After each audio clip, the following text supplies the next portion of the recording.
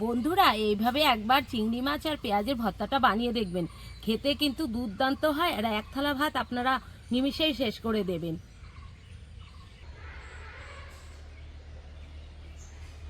নমস্কার বন্ধুরা, স্বাগত জানাই জবার রান্নাঘর উইথ ভিলেজ ফুডে।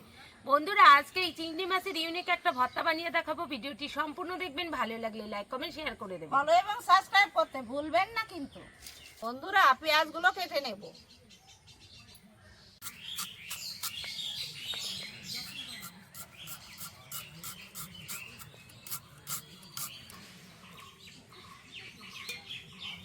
কড়াই বসিয়ে দিয়েছি, কড়াই গরম হয়ে গেছে, দিয়ে দেবো তেল।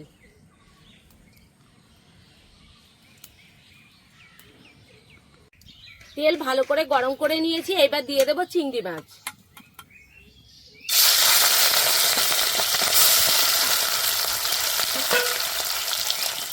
দিয়ে দেবো স্বাদ মতো লবণ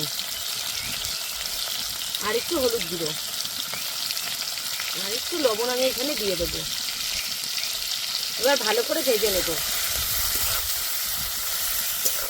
মাছগুলো এবার উল্টে দেব।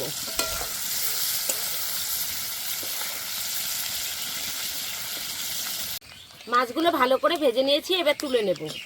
এই দেখুন, লাল লাল করে কিন্তু মাছগুলো ভেজেছি। দেখুন, এবার তুলে নিচ্ছি।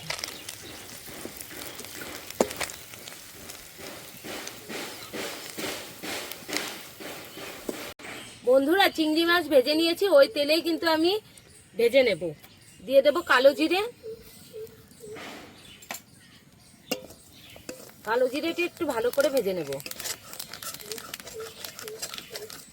কালো জিরে ভালো করে ভেজে নিয়েছি, এবার দিয়ে দেব রসুন।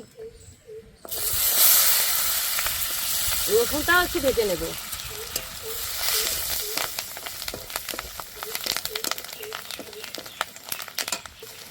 এইবার দিয়ে দেব পেঁয়াজ কুচি।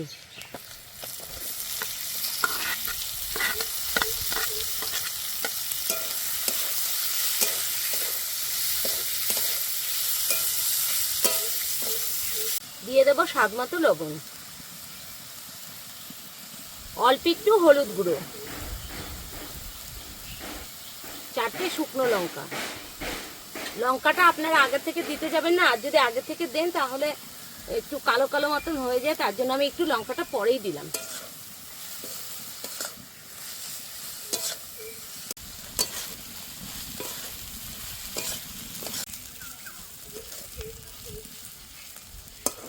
পেঁয়াজ রসুন লঙ্কা দিয়ে ভালো করে ভেজে নিয়েছি। দেখুন, একটু নরম নরম থাকতেই কিন্তু নামাতে হবে। হয়ে গেছে, এবার আমি নামিয়ে দিচ্ছি।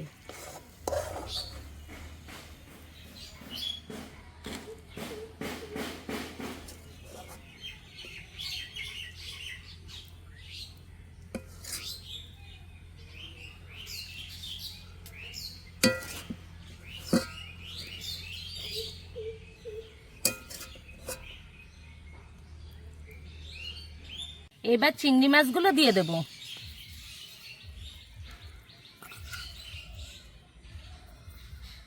এবার ভালো করে বেটে নেব।